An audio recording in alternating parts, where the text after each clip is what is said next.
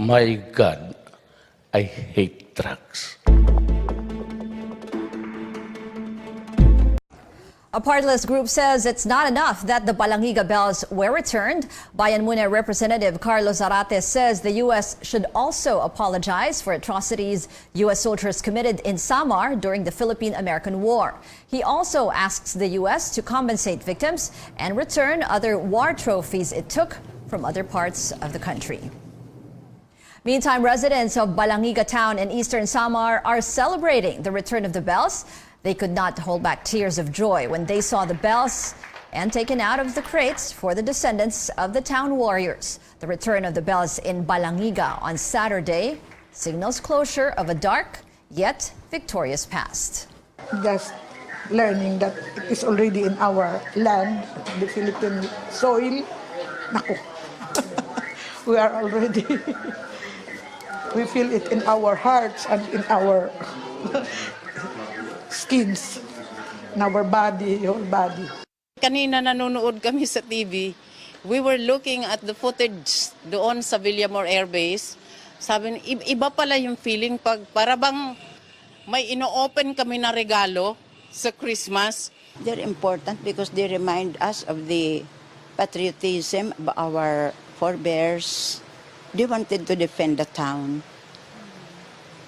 from, say, tyranny of invaders. Once the bells arrive in Balangiga, they will be displayed for public viewing before local officials put them back to their belfry. What do netizens have to say about the return of the Balangiga bells? Let's check some of the comments. This Facebook user casts doubt on the historic move. Gerard Valdepeña says, totoo kaya yung binalik nila? Hindi ba kaya replica lang yan? Meantime, this netizen considers the move remarkable. Rose Pascual says, isa sa kasaysayan after 117 years. Julie Brusola is all praises. She says, congrats to our government, past and present, for their efforts, hoping and praying for more victories. Rico del Rosario describes the bells as beautiful. He adds, may their return spark an interest among all Filipinos, young and old, to study and appreciate our nation's history. More local news later, but first, some of today's top global headlines. A CNN source says U.S. President Donald Trump is concerned about the possibility of getting impeached when Democrats take over the House next year. Another source says the issue fueling Mr. Trump's worry is the payouts of his former lawyer Michael Cohen to his alleged mistresses. Prosecutors alleged Friday in a new court filing that Cohen violated campaign finance laws at Mr. Trump's request when he did that. While the House can bring impeachment charges against the president, the Senate decides whether to convict on those charges. Mr. Trump reportedly does not believe the Republican-led Senate would vote to convict him. 5 U.S. Marines who went missing after 2 U.S. planes collided off the coast of Japan on Thursday have been declared dead. 2 Marines were found, but a search and rescue operation for the missing was ultimately unsuccessful. In a statement, the U.S. Marine Corps said every possible effort was made to recover our crew. An investigation into the aviation crash is underway. And British Prime Minister Theresa May will begin meetings with European Union leaders amid an overwhelming opposition of UK lawmakers to her Brexit deal. Parliament was supposed to hold vote on the Brexit deal today, but the Prime Minister abruptly withdrew the bill and said she would seek extra reassurances from Europe. Ms. May will now fly to The Hague and Berlin to meet with Dutch Prime Minister Mark Rutte and German Chancellor Angela Merkel.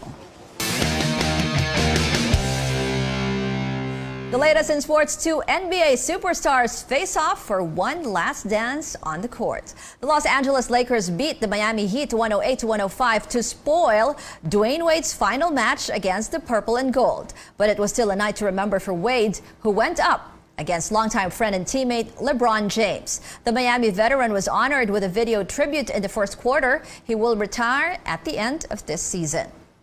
Meantime, LeBron powered the Lakers to another victory. He tallied a near triple-double, 28 markers, 12 assists, and 9 rebounds. The Lakers now improve to 17 wins and 10 losses. Later on Sports Desk, Charles Chu sits down with the UAAP men's basketball champions. Catch Ateneo's Matt and Mike Nieto, plus Tyler Teo live at 10 p.m. You're watching the newsroom. Residents and descendants of Balanghiga warriors cheer and applaud the arrival of the Balanghiga Bells at Villamor Air Base in Pasay City. They could not hold back tears of joy as they see the bells land and taken out of the crates. They were in the hands of Americans for more than a century as trophies from the Philippine-American War. Just learning that it is already in our land, the Philippine soil. Naku. We are already, we feel it in our hearts and in our skins, in our body, whole body. Kanina nanonood kami sa TV. We were looking at the footage doon sa Villamor Air Base. Sabi, iba pala yung feeling pag para bang may ino-open kami na regalo sa Christmas. Conchita Balaisa's grandfather was a warrior during the Balanghiga massacre. She is against branding the bells as war trophies. When you receive a trophy, that means to say you receive a reward. It should not be rewarded. Anyway, we just accept because we are already friends. Forget and forgive. Fe Campanero, a descendant of Kasyalan Nacionales, a Katipunera and female warrior of Balanghiga, recalls the strength and resilience of her great-grand-aunt during the war. She says Nacionales was the only female warrior at that time. Siya ay nag-participate doon sa planning itself. She came out from the church. As the bells were rung, she waved the rosary beads to signal the attack.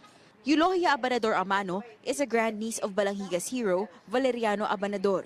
He was the police chief who led the attack against the Americans over 100 years ago. But she vividly recalls her lolo Bali refuses to talk about it. 80-year-old Eulohia can't wait to finally hear the bells ring. My grand-uncle, Valeriano,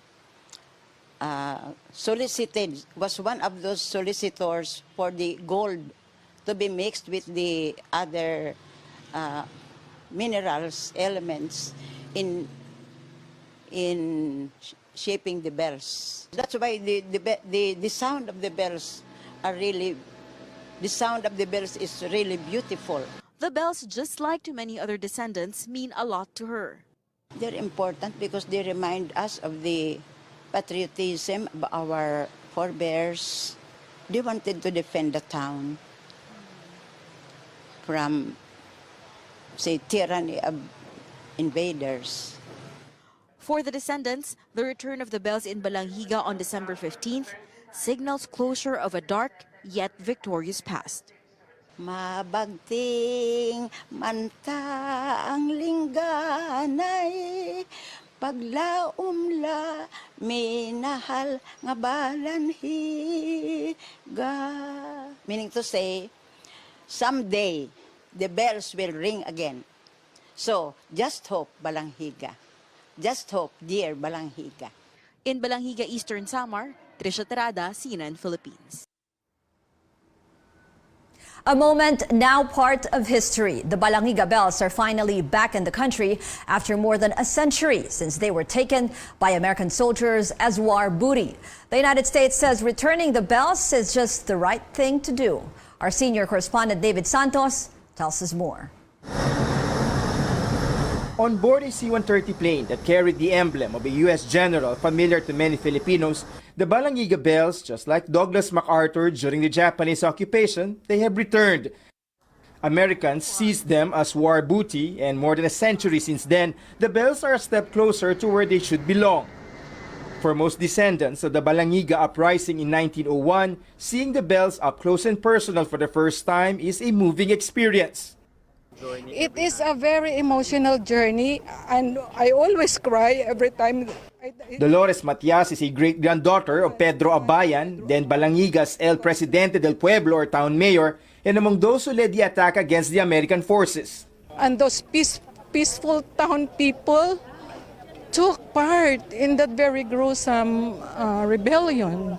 I even couldn't believe that my grandfather, who was a very religious man, could be there, could wield a bolo, and maybe took a life.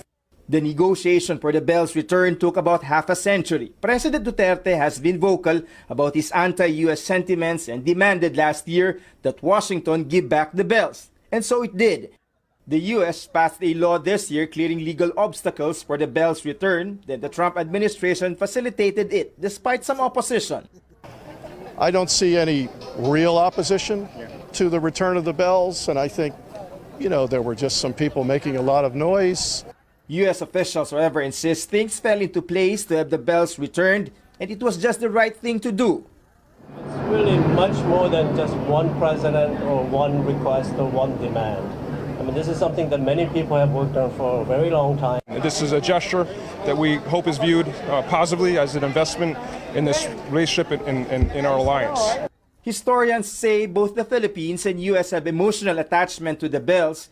These have many symbolisms representing each country's struggle and interests.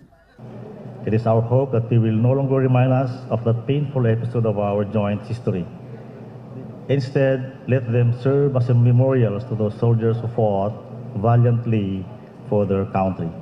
Before these are transported to Samar, the public can view the Balangiga bells at the Air Force Museum here inside the Villamor Air Base. David Santos, CNN Philippines.